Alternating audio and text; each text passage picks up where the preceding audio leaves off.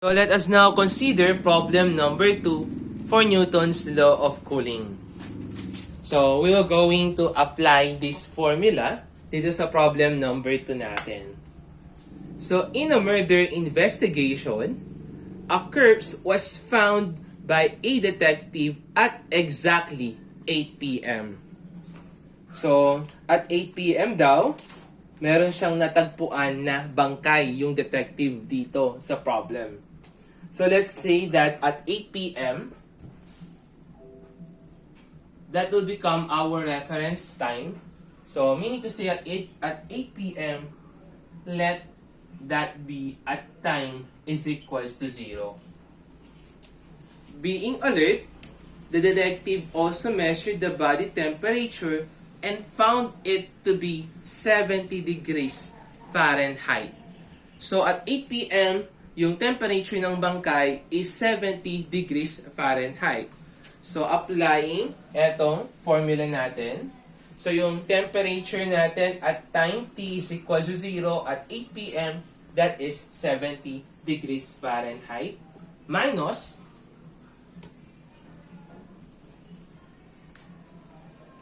2 hours later, the detective measured the body temperature again and found it to be 60 degrees Fahrenheit. So, at 10 p.m. naman, at 10 p.m., so lumipas yung 2 oras. So, at 8 p.m. at 10 p.m., so yung time natin dito is equals to 2 hours. So, yung t naman natin dito, yung temperature at time t which is equal to 2 hours is equal to 60 degrees Fahrenheit minus. If the room temperature is 50 degrees, so yung 50 degrees natin, that is the surrounding temperature. And assuming that the body temperature of the person before death was 98.6 degrees Fahrenheit, at what time did the murder occur? So let's consider di muna sa 8 p.m. natin. So nasabi dito sa problem natin na yung surrounding temperature daw, that is 50 degrees Fahrenheit. So hinahanap na lang natin yung T sub O natin. E raised to K. Yung T natin, that is 0. So any number raised to 0 that is equivalent to 1.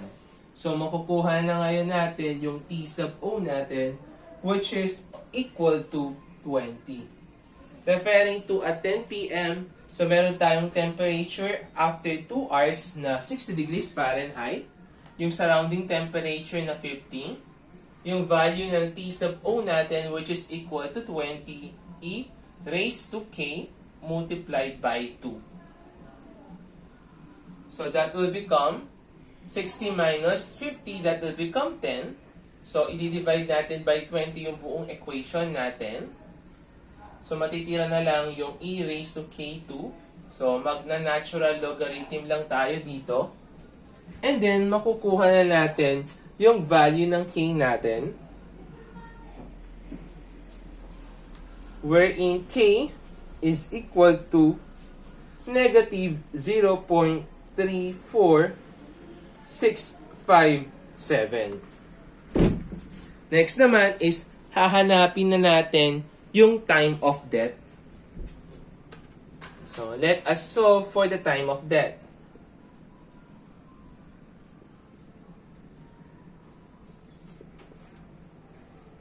So, applying T minus TA is equals to T sub O e raised to KT. So, yung time of death daw niya, sabi dito, assuming that the body temperature of the person before death was 98.6 degrees Fahrenheit. So that will become our temperature at time t. So lalagay natin yung 98.6 degrees Fahrenheit minus the surrounding temperature na 50 degrees Fahrenheit is equals to 20 E. Yung K natin na negative 0.34657T. So, this will become 48.6 And then, i-divide natin by 20 at both side. So, it's E. 570. And magna-natural logarithm tayo para mawala yung ln e natin, which is equal to 1. And bababa naman etong exponent natin. So, t is now equal to negative 2.56 hours. Wherein this one, eto kasi, that is 2 hours. So, this is 2 and 0.56 hours. So, nalagay natin, that will become 2 and pwede natin lagay yan 0.56 hours. So, 0.56. So, meron tayong natitirang 0.56 hours. So, i-aanohin natin yan sa isang oras, meron kang 60 minutes. So, yung 0.56 hours, that is equivalent to 34 minutes. So, meaning to say, dun sa orasan, so, magkakaroon tayo dito ng 2 oras at saka 34 minutes. So, ima-minus natin to sa 8 p.m. minus 2:34. So, nangyari yung murder at a time of 5:26 p.m. So, this is the time of murder. So, ganun lang yung application ng law of cooling.